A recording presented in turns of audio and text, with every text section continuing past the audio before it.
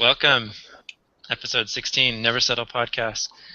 Our topic today, we are looking at self-defense from a biblical perspective. Is it ever okay? Uh, is it part of our mandate to protect and defend, especially our own lives and the lives of our families? We've had a lot of questions about this, just the three of us, and then in a bigger context among our different fellowship communities. And I know it's something I've wrestled with personally for a long time. I've been involved at various levels in training and martial arts and different things. More, um, actually, I should say less than more, but it's something that I feel drawn to. I think as a man, and just looking at Yahweh's righteous nature and the man of war that he is, but also balancing that with mercy as well. And so it's always been this sort of inner conflict. Should I train? Should I invest time in preparing my body physically for self-defense, combat kind of scenarios, and those sort of things? And I think to just start it off here, we really want to answer the question, does it matter? Because I guess that's the first thing, right? If it doesn't truly matter, then we wouldn't and shouldn't invest time into it. So as believers, with the examples of Yahushua and his disciples that were by and large nonviolent, even in a self-defense context, um, is this something that is applicable to us? So we're going to kind of dive in and try to wrap our arms around. It's a huge topic, and it can go in a lot of different directions. So this might end up being part one of a series on this topic as we unpack it. We really have more questions at this point than actual answers, so this should be a good conversation. Um, Yeah, I think one of the reasons there's a lot of questions, at least from me and maybe from others, is that it seems like there's two radically different messages throughout the Word. And an example of this, and we know that the Bible, that God never contradicts Himself, and so we know that, and that's also a great. Anytime we think that there is a contradiction, it's a great highlight that there's something we're missing. And I think that's probably one of the reasons that there's an importance to study this topic, not to get wrapped around the axle, but there's value in understanding it so that we clear up some of these things. And just thinking about some scriptures as you're talking, Andrew, I was just looking at a couple things, and I was trying to think about kind of these dramatic extremes that I see. And so the two examples that came to me were Psalms 144 and 144:1, and this is David talking. It says, "Oh, David, blessed be the Lord my rock, who trains my hands for war and my fingers for battle." And then you go all the way back to Matthew 26:52, and this is when Jesus is being taken away, and Judas has betrayed him, and it says, "Then Jesus said to him, 'Put your sword back into its place, for all who take the sword will perish by the sword. Do you not think that I can appeal to my Father, and He'll at once send me more than 12 legions of angels?'" And that actually there's another. That's the same story I was looking for, but in one of the other books, it might be Luke. He goes a little bit deeper into that segment about, for all who take the sword will perish by the sword. But in any case, I think that's one of the reasons it's such a big topic. It feels like there's some pretty extreme teachings yeah, within and the Word what's itself. interesting, it's something that's fascinating to me about that specific example.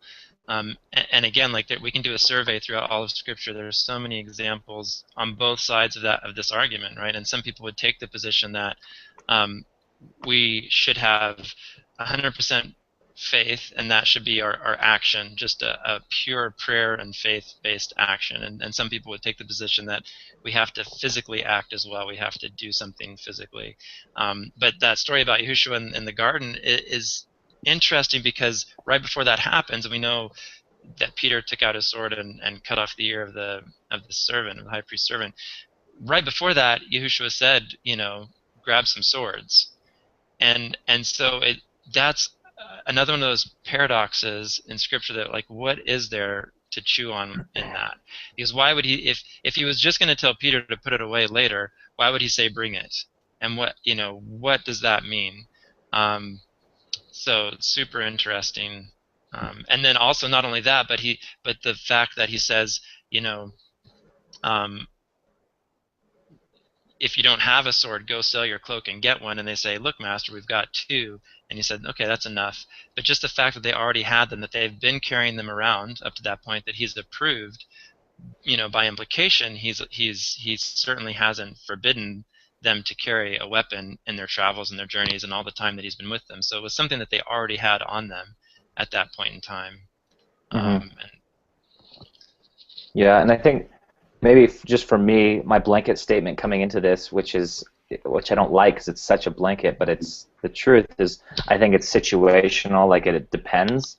And so it's just that as times change, how close are we getting to God to recognize his voice and to be able to hear what he's telling us in every situation, because every situation could be different, and I don't think that we're going to come to the end of this and have a black and white answer that you should always use physical force in defending, whatever, or you should never use that, and it should just be by faith.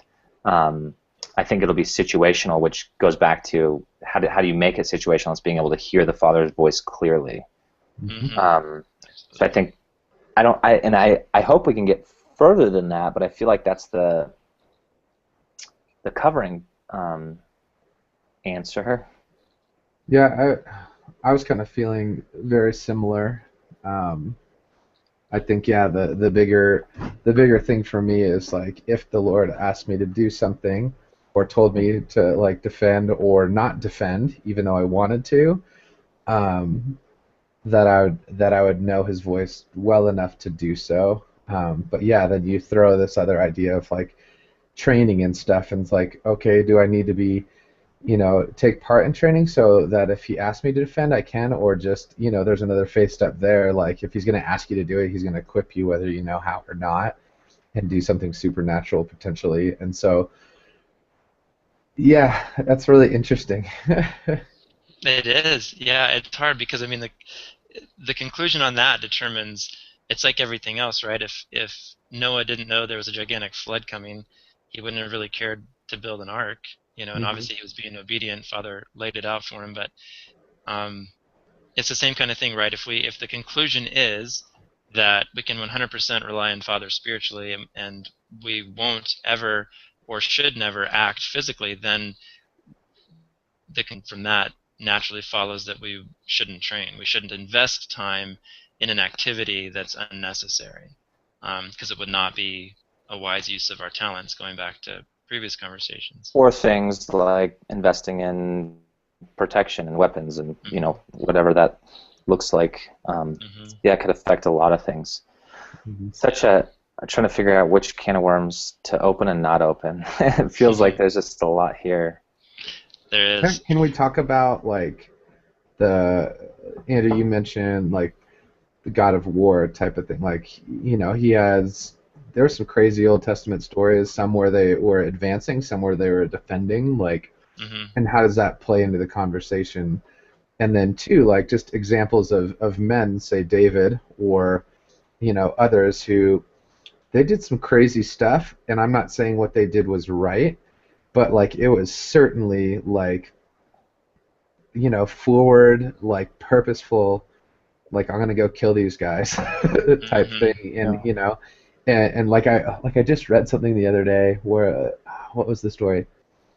It was when David was trying to, Saul said, "You can have my daughter's hand or whatever, Michal," and like, he's like, if you kill like just for for a girl, Yeah, I think you cut out there for a second. I don't know if it'll get recorded funky, but yeah, when he went out he had to bring back 100 foreskins or whatever the number was. And he came back with like more than that. Yeah. Just to because he was hard, and I'm just like, so, and I think of that, and I'm not saying what he did was right or God told him to do that. Yeah. But I'm like, okay, wow, man after God's heart, that dude did some crazy stuff. Yeah. He did, well, and I think. Sorry, can I jump in here? Yeah, jump. So I think two things that was standing out to me is one, just to say that's not just Old Testament. If you look in the New Testament, there's some radical stuff as well. Not just in future prophetic stuff about what Messiah is going to do when he comes back to earth, but you see there's just some intense stories that aren't all turn the other cheek. in the New Testament as well. But I was also, when you just said the David stuff, something that stood out to me was like seasons and purposes and what is our calling for different generations and different things, because Solomon, David's son, was the one that got to build Yahweh's house because he wasn't a man of battle. And so he had this purpose, and David had it in his heart that he wanted to build a house for God, and God said, I love your heart in this. I love that, and I'm paraphrasing obviously, but I love that your heart is in this and you want to build me a house, but your son is going to do it because you're a man of battle and you've shed so much blood, and so you can't do this. So it's like, there's a plan and a season and timing that God had some things that he wanted, and he's using different people, and because of David's background, he wasn't able to do some of these other things he wanted to do, which is And I was going to kind of go back to what you were saying a couple minutes ago in terms of identifying that difference, right, because sometimes the scenario was certain behavior was okay and ordained by Yah, and sometimes it wasn't. It was the opposite, that was clearly the right course of action. And I think the interesting thing to me is we see that played out. We see that I don't know if it's a tension or a difference played out within individual lives. Even individual lives took radically different courses of action. Something that jumps out at me, one of the stories I constantly go back to as I wrestle with this question, is the story of Abraham arming his servants that were trained in his house. He had obviously trained them for battle, and he goes out and he rescues Lot, his nephew, and all of his possessions that had gotten carried away in a battle with the surrounding kings. And what's interesting about that is you have that on the one hand, and then immediately it seems like Father not only condoned but blessed that action, because he sends Melchizedek, who blesses Abraham in the name of Yah, and there seems to be a definite heavenly sanction on that righteous force action, if you will. But then later on, or is it before that? No, later on, Abraham is basically pleading for, to prevent the destruction of Sodom and Gomorrah, the exact same group of people that he went to, to their aid, essentially. And so you have, you would think, oh, if Abraham was this violent dude, he'd be just like, yeah, it's my father, like whatever, they deserve it. But he pleads with them. So same person, two radically different approaches to a situation. Yeah, and I mean, I think that's what we kind of touched on there at the beginning, just the circumstantial, hearing Father's voice and really recognizing. And it feels like a cop-out, right? Because, to me, like, I want that concrete answer, but it feels like, oh, just whatever, maybe everything's okay, and I don't like that. I want it to be more cut and dry, but I do think a good pattern is the pattern that when Israel was walking with Father, there was that specific pattern of asking him before they went up to battle. Number one, do you give us the victory? And number two, do you want us to go up? And sometimes they were obedient and they were victorious, and sometimes they were disobedient in both directions, both not fighting and fighting. There were times when Yah said, go fight, and they were fearful. And then they changed their mind, like, okay, no, now we're going to obey, and they got their tails kicked because of the original disobedience. Same enemy, just one was in obedience, the other was in disobedience. Yeah, I think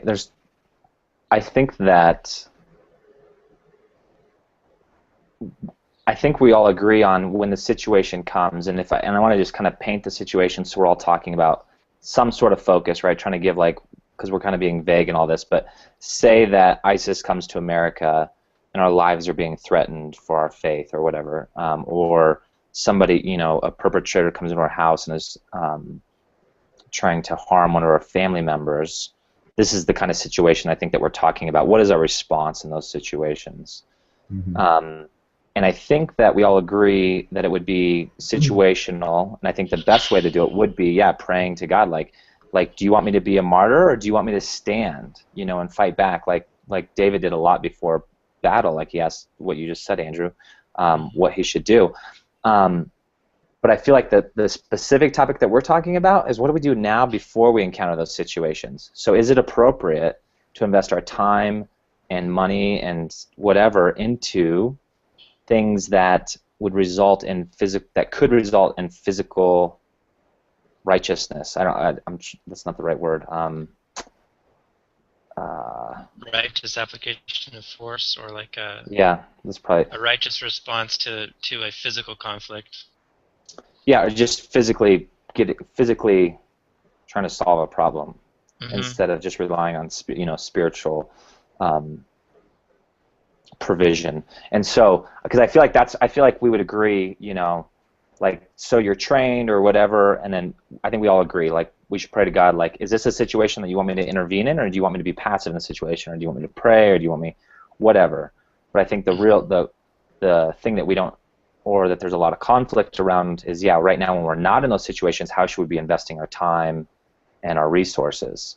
Right. Yeah, and that scenario is it's really a question of, for me, something just clicked. It's like, if we want Father to have access, obviously he can, like Shaul said, supernaturally give us anything at any moment, right? And we could know nothing and do everything.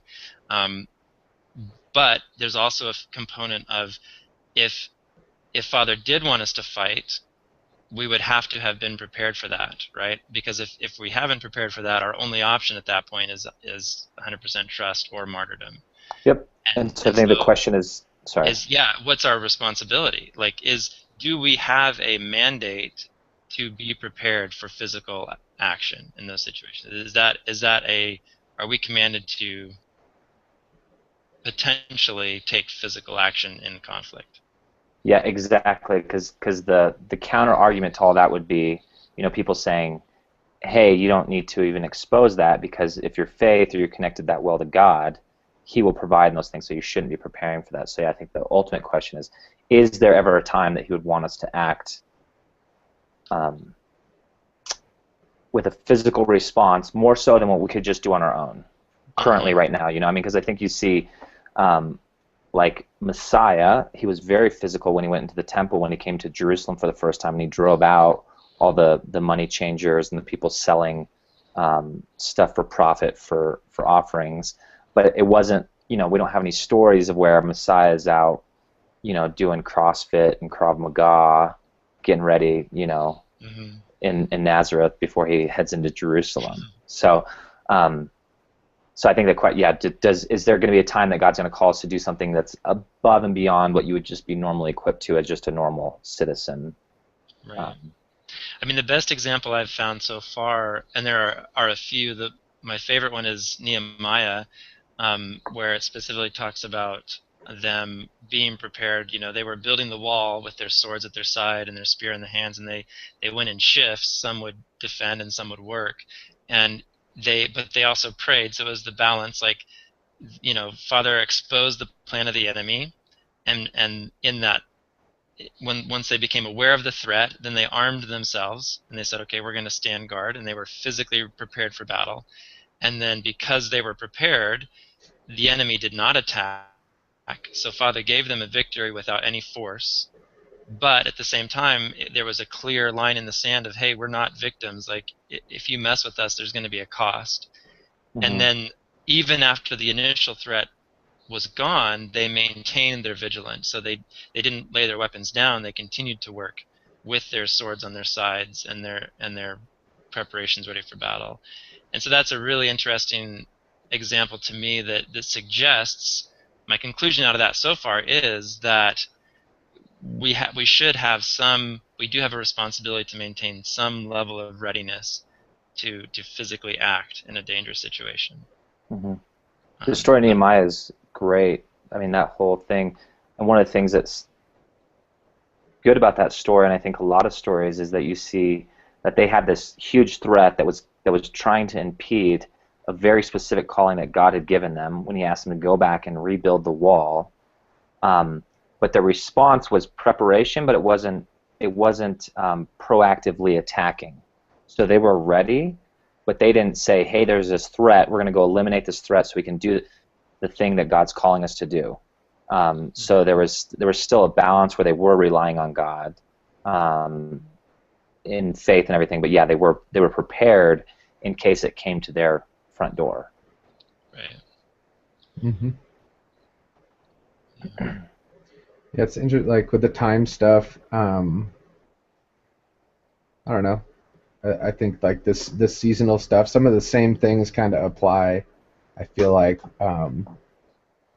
I mean, you could even just be praying about like, should I be training? Like, should I do that? What should I do? You know, like I think the Lord can speak to those things, and again, that feels like the easy the easy answer or Mm-hmm. whatever. But I think Mhm. he might tell one person to train and another person not to. Yep. Mm-hmm. And Yeah, and I the think. people that Go ahead. go, okay. Go Um, for it. this coffee's kicking in or something. I'm excited to jump in. The people that I know that would that take the position of they shouldn't train or whatever, I think that there's this thought that it's like once you open that door, then the door's opened. So if you choose not to be, to ever train and do that stuff, you're really taking this radical belief or radical stance that my provider, my king, will always have a way for me, and he'll always guide me and provide me with what I want. But if I open that door, then I'm trying to take it into my own hands. And I think that's one of the hesitations from people Mm-hmm. wanting to do. I think that's more the heart of the issue. Um, Yeah, and I think there's three fundamental responses to the topic. I think one is, and maybe some of it is just how Yah has made each of us individually, and the passions or the interests or the way He's crafted us as all different members of His body. And again, this feels a bit like a cop out, but I think there might be something to it. Um, the three fundamental responses: someone's passionate about training and self-defense. Someone's passionate about not training, and it's not, I wouldn't consider it passive, but they're actively in sort of this faith mode where they are convicted they shouldn't, you know, use physical force no matter what. And I completely respect that side of it too. And then I think the third response is just is sort of a lazy passivity that's just more of a religious thing of ambivalence, like we do with a lot of things in religion where prophecy is interesting but not important. It doesn't affect our daily lives, or other topics in Scripture that are just there. And so I think that middle ground is the most dangerous position because it can easily be it won't lead to decisive outcome in any situation, right? Because it'll be double-minded. Um, and I think part of where the topic gets muddy is that there's so many applications. It's not as specific as should I defend my family against a thief breaking or a murderer breaking in my house in the middle of the night. There's also the application of you know do we do we let the government take our weapons? Do we you know if we see somebody getting mugged, do we jump in and violently defend the oppressed? So there's all those different facets of it too, and the answer may be different per situation, per scenario, per person. mhm. Um, Mm-hmm. Yeah, I think one conclusion I could bring, which is only part of the question, would be I think if you felt that you were called to train, I do think that still, no matter what, your response would have to be, do I use this training in this situation every time? yes. So I think that's something I could land on really solid. I don't think that there's an answer of, hey, if God's called me to train, that when I'm encounter these situations, this should be my response. I think that's really clear for me, and just the only outstanding thing would be, should I, is there ever a time that God's going to have me not say, rely on my spirit and my strength, and Mhm. and do something do what I've trained you to do. That's like really the outstanding question. And then I think about like David and stuff, and I think about like Gideon and Samuel, right? Those guys, I think I did this study on Gideon a lot. I think that they assume, and assume is a bad word, and maybe one of you guys have more details, but from what I remember from the study that I did, that they think that Gideon was like a pretty young, like scrawny, nerdy boy, and God used him in this radical way and because his spirit came upon him, just like Samuel Mhm. and Gideon. So that's that thing where it's, if you need to radically respond, I do think that the spirit inside of us could be uh, That's an interesting. super powerful. I never thought of that story from that light before in terms of Gideon, but because obviously the outcome of that was almost 100% heavenly deliverance. In the end, they basically didn't lift a finger. I mean, they did, but you know what I mean. But the thing is they, like, I'm trying to put myself in their perspective, right? I mean, you had a majority of the army leaving because they were afraid. Here they're Mhm. getting ready to go up against this massive army, and they're all going into the situation 100% thinking, I've got my weapons. We're going to battle. I'm gonna get killed here, and so that's what they're going into this engagement expecting. And then obviously Father has a mighty deliverance and supernaturally slaughters the enemy by their own sword. But again, thinking of that from a standpoint of being prepared versus actually following through, right? Like, and I'd never kind of considered that angle on Gideon before, but they were 100% expecting to go into Yeah, battle, and that's what they had prepared for. And then obviously, walking step by step in obedience, they didn't have to do that ultimately. But yeah, then there's obviously lots of other stories where they did have to. I mean, I think of the story of Esther. At the end, they were given the freedom to carry weapons and defend themselves by the sword, and Yah used the edge of the blade to put down their enemies that were coming against them. yeah. And I mean, even with all that, I think it sounds like we all agree. If you were in a situation and you had a sword or whatever, it would be, hearing what God has for you.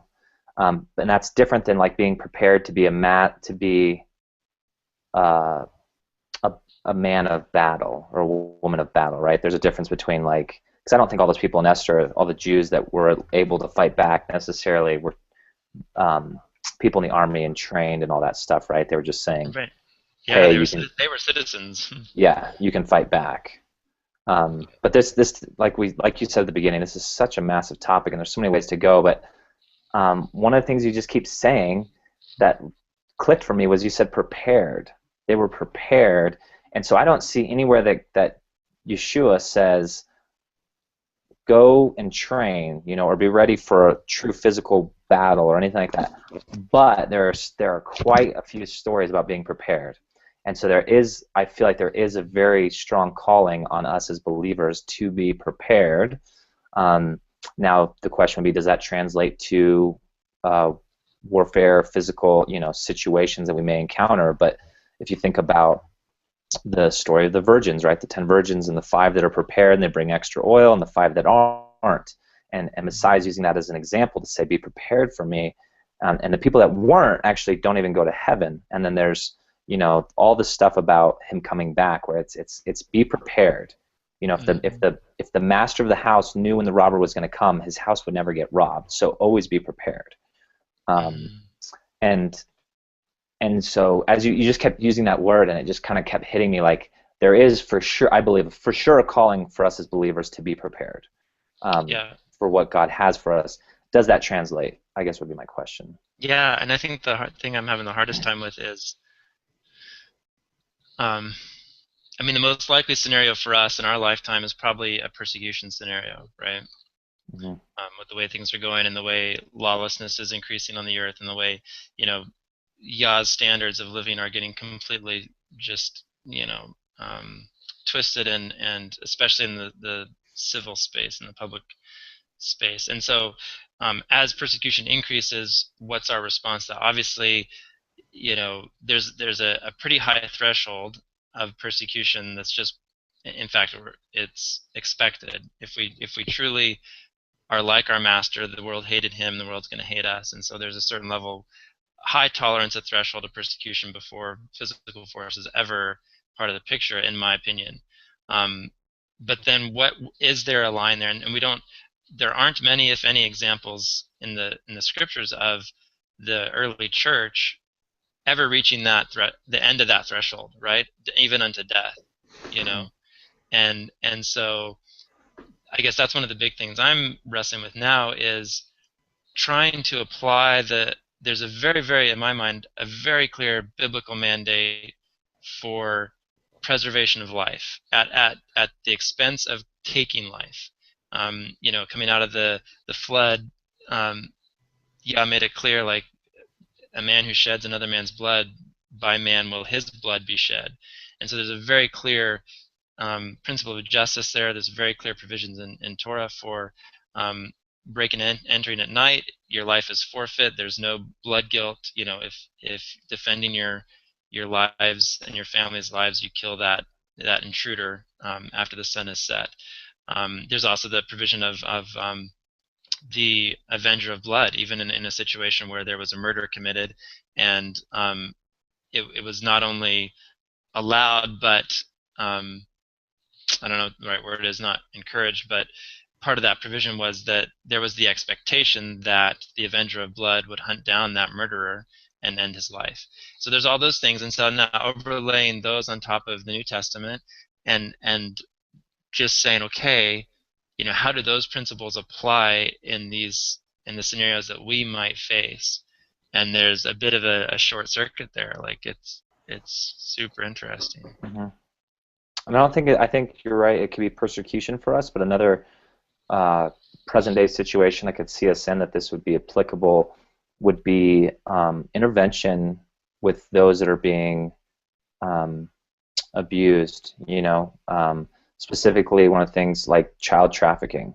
If it's growing. It's a global epidemic, and so if you were to encounter a situation where someone is trafficking, trading a child or forcing them into sexual slavery, that could be a real risk. That could be a situation that we would be in currently today. Not just persecution for our faith, and then what would our response be?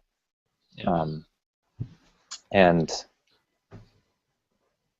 man, yeah, I don't know. I keep going full circle, like it just, because there's like this whole, there's this whole movement where people, what we do with 25 and change. There's this really big calling where, man, I should actually get that. I might pull up the passage and read it, but it's like God has equipped us with so many things, and it's our call to more than just pray for them. Like we have resources to bring heaven on earth today, and I think we have a responsibility or an accountability to infiltrate, to bring heaven on earth today, right? Not just say, oh well, I'm going to pray for you. Like I need to take food out of my house and give it to those that are starving. Take clothes off my back, give it to because I have extra, And so I do see in a lot of other scenarios the importance of physically getting involved in a situation and not just asking for the spiritual world and relying on the Spirit to solve everything. Yeah. And I keep coming back to that same thing, because I think we can slip into a dangerous mistake of over spiritualizing things, and it's in a different not a different context, but a different scenario where the Scripture says don't just say to your neighbor, be well, hope you're okay. Like you have to do something, right? And so I think like a lot of times, as with everything else, we have more of an intellectual approach to faith than a concrete, radical faith in action approach. And so for me, I think a lot of it does boil down to, if I'm in a scenario where there's someone's going to be physically harmed, and I have an opportunity to prevent that with physical force, obviously I've got to check it out with Father and say, Father, should I throw myself into that situation in that capacity? But then if I feel burden for my fellow man and I don't do anything, I think that's neglect. Like I feel like I'd be accountable for not intervening physically, because it's more than just, I think, yes, we pray, yes, we trust, yes, we have to have the faith component, but at some point, like if we don't do, then what really is our faith? Yeah, and again, I want to get back to the core, because I think that it's more about, like, do we train to be accelerated or advanced in these things in battle, right? Or warfare or whatever, not just, because I think what you just said, I think that's applicable whether you train or not train, or whether you prepare or you're not preparing, because you can always fight back, whether you're an expert in martial arts or you've never even touched it, right? You can always have that response where if God's like, hey, get involved, you may have never even swung a punch in your life. You can still do that. So I feel like the calling is like, or the question that we're trying to focus in on is, should we be preparing and training and all that stuff? And I think the answer to that question is even rooted in, is there ever a time that God's going to want us not to just rely on His Spirit? I mean, what do you guys think to that question? What is your answer to that question? Yeah, I'm listening to you guys talk about that, and like, I don't know. I'll kind of back up again to like what I was thinking. I think when you're tied in to the Spirit and spending time with Father and like all those things, your ability to hear His voice is much greater, and like your passions and your desires, I think, meld into what He really wants for you, and like I think he makes those the same over time sometimes. And I don't know, with the training thing, like He might prepare you, say, hey, like I'm calling you to go fight child trafficking, and I'm not talking about like, taking donations or whatever. I'm talking about like you're going to go down there and get physical, so you need to train or whatever. But I think obviously we're talking about, so I think it could go that way potentially. I don't know. Mm-hmm. Obviously, like our cases, none of us are feeling that way today. I think about like my individual case, like it's definitely an interesting thing to me. I've always kind of had like, I haven't done a lot of training or whatever. I took, karate when I was a kid. Don't remember any of it. I wouldn't do so hot probably. But yeah, like that draw to be prepared to take care of my family in any situation, or potentially like, yeah, someone on the street or a situation I walk up on that someone is being, hurt or oppressed in a major way, in a physical way. Like, how can I like counter that? Yeah, like the draw is there to train for me, like, and I don't feel a conviction that's like you shouldn't do that or you should, even after thinking about it quite a bit, which I don't know. I think that is telling in some ways, like, I think it is, and I think the value in this conversation for us is seeing what else besides our conviction, because sometimes our heart can deceive us. So, is there stuff in the Word and that's where I think a lot of times, like we've talked about it before, but I also think it's super important, and this is something you've said a few times, Ken, where there's two things, right? There's Father's revealed word to us in the Bible, and then there's Him speaking to us on a daily basis. And I think we have to be careful not to expect Him to speak to us on a daily basis about something He's already made very clear in His written word. And yes, His Spirit can obviously guide us from situation to situation. But I guess I think the true debate, if you will, is what does His written word mean? Is there conflicting data in there, and how is that perceived conflict resolved?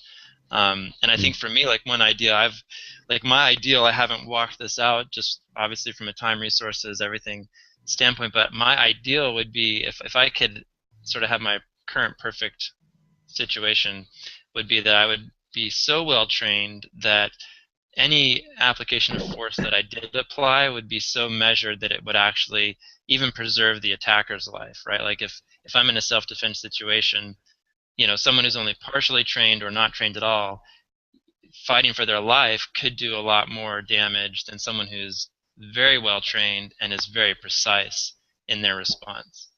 And so my ideal would be to be extremely well trained and have that to call on in order to have more restraint and actually only apply the exact amount of force necessary to neutralize the situation, which may be in many situations zero force.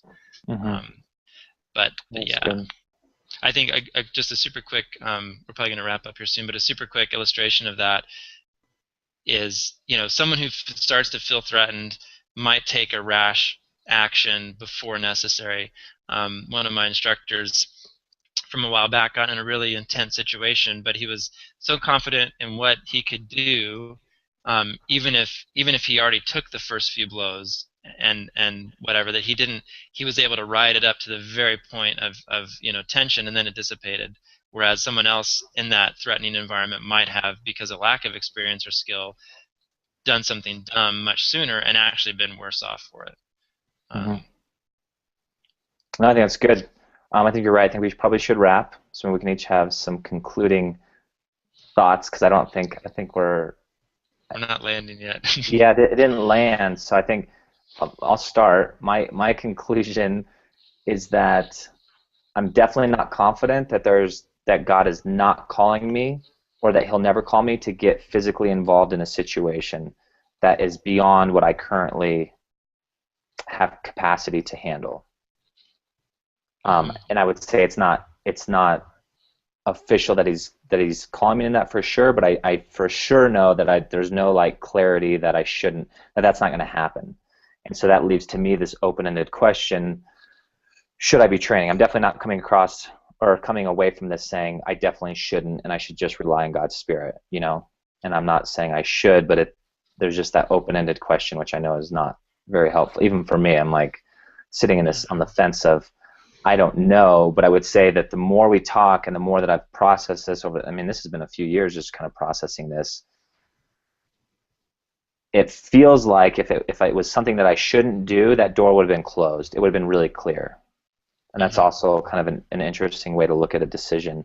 Like I've asked and asked and asked, and I feel like if it was that clear that like, no, this is a terrible idea and you shouldn't do this, I feel like God's really good at convicting me when I'm pursuing the wrong thing. And I feel like after a few years of pursuit, He would have closed that door. So it still is an open door to me, and just something I'm trying to walk through. And then part of my closing, I'm just going to read this quick quote, and this is about physically getting involved in the fight on people dying because of hunger. And I'm going to read this. I'm going to tell you my thoughts on how I think it applies to our conversations really quick. So this is from a book called Interrupted, and it's by Jim Hatmaker. And this was sent to me by a great friend of mine, and it says, and this quote says, "Nothing could have prepared me for what came next. I told him," and him meaning Messiah Yeshua, "I thought I was feeding your sheep, but I'll try harder. And from the heights of the heavens, this is what I heard. You do feed souls, but 24,000 of my sheep will die today because no one fed their bellies. 18,000 of them are my youngest lambs, starving today in a world with plenty of food to go around. If you truly love me, you will feed my sheep. My people are crumbling and dying. My people are crumbling and dying and starving, and you are blessing blessed people and serving the saved." And that's again a big mandate on just the idea that more people die of hunger than anything else, all of our other world causes kind of combined. And so to me, I read that when my friend sent that to me, and I was just really convicted, like, yeah, it's not enough for me to just pray, give us our daily bread, and pray for people to be fed around the world. Like, there's a call to action for me as a believer to live as the Acts Church and get involved. And so I think the line for me is, does that apply to this whole thing of physical battle and stuff? And I think it does. I think there's that it would be wise for me to have to be prepared in that, but not necessarily to use it like you were saying.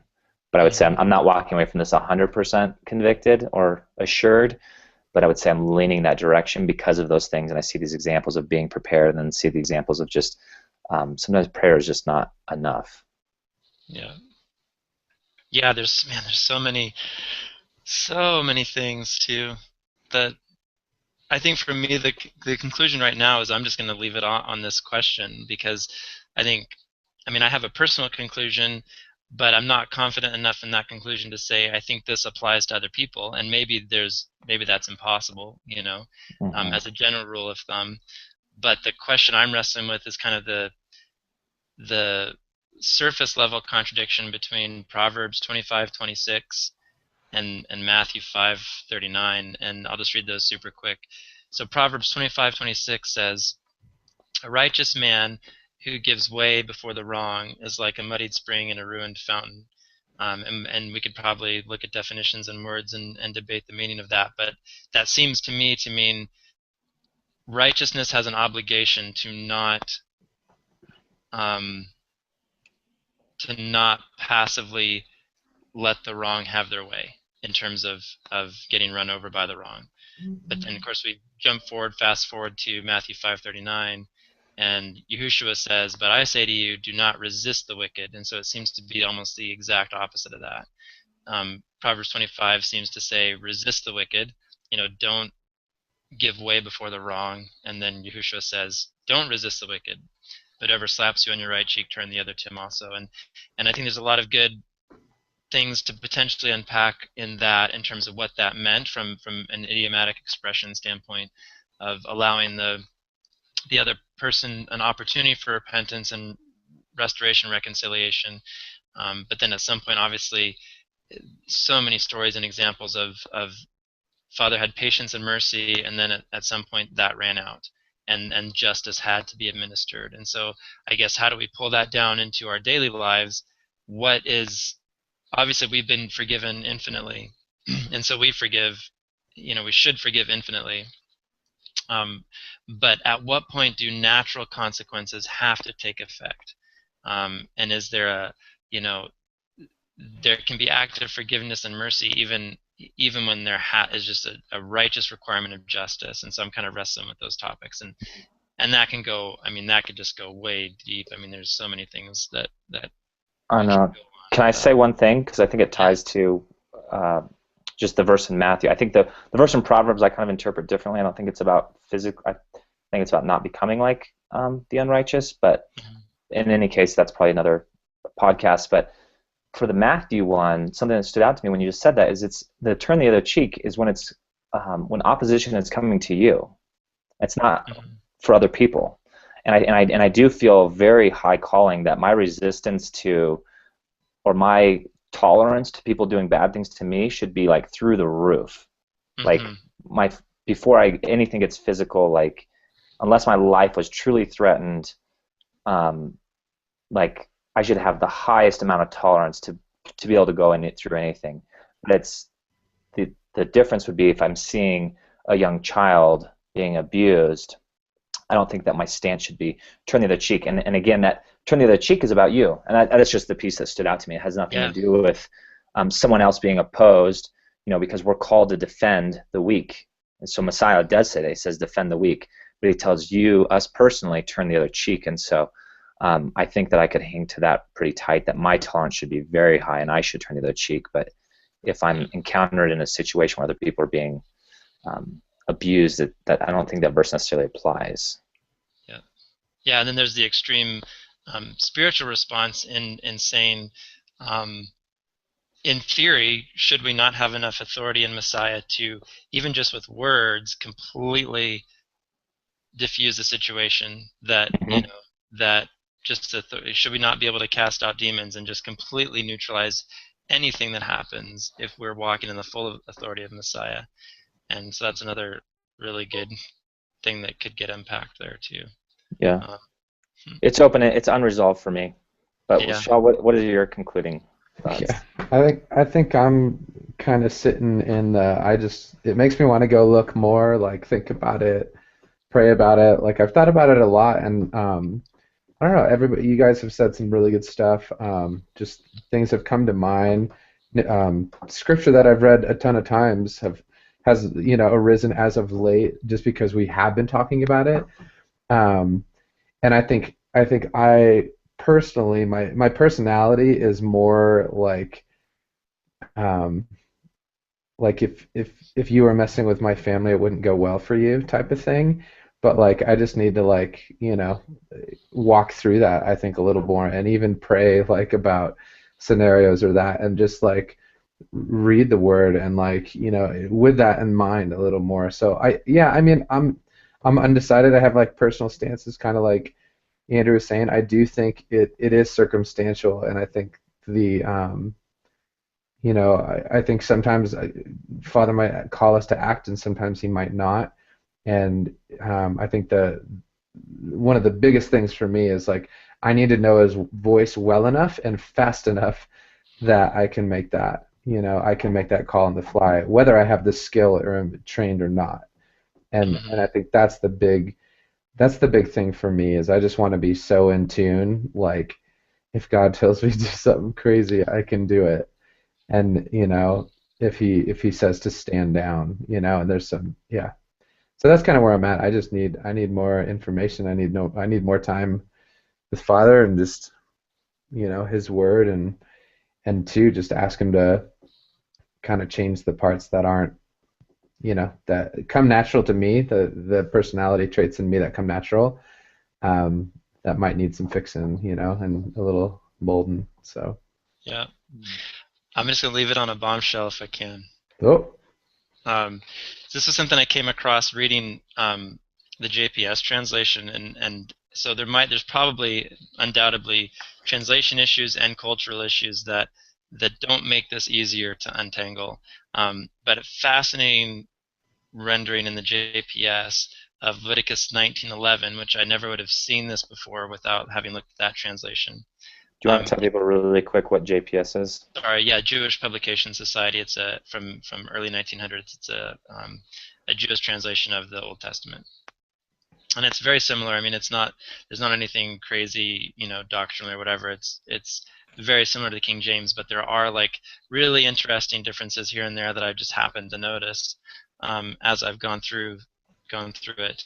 And if you pull up, if you pick up your King James, it reads, this is Leviticus 19:16. You shall not go up and down as a talebearer among thy people or a gossiper. Neither shall you stand against the blood of thy neighbor. I am Yahweh.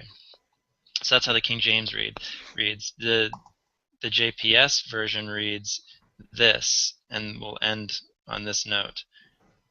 It says, you shall not go up and down as a talebearer among thy people, neither shall you stand idly by the blood of your neighbor. I am Yahweh. And so that jumped out at me in a big way in terms of is passivity ever appropriate? And of course, the definition of standing idly by could mean a million different things, right? It doesn't necessarily mean physical, a physically forceful response, but it's super interesting. And if you connect that back to Genesis, I think it's Genesis 9, where Yah creates the principle of life is in the blood, life is valuable, it has to be defended. Yeah, it's just interesting. So Man, we'll you just opened wrap up it there. so much. We'll have to save I that feel like for the it next connected part. a bunch of stuff. Awesome. Write it down so you don't forget it. We'll run a part 2. Yeah, I feel like you gave me my conclusion, but I can save it. That's awesome. But I think we would need a Hebrew scholar to unpack that verse for us and say, yes, it means that, or no, it doesn't mean that. Yeah, and I would say it's not even that. It's not even that verse. I do think that there's times that God calls us not to. Personally, I walk away from this. I do think there's times where He calls us not to be passive. Yeah. And then that affects a lot of other things. It does, but then what's the definition of taking action? Yeah. Then that's the next step to answer. But awesome, good stuff.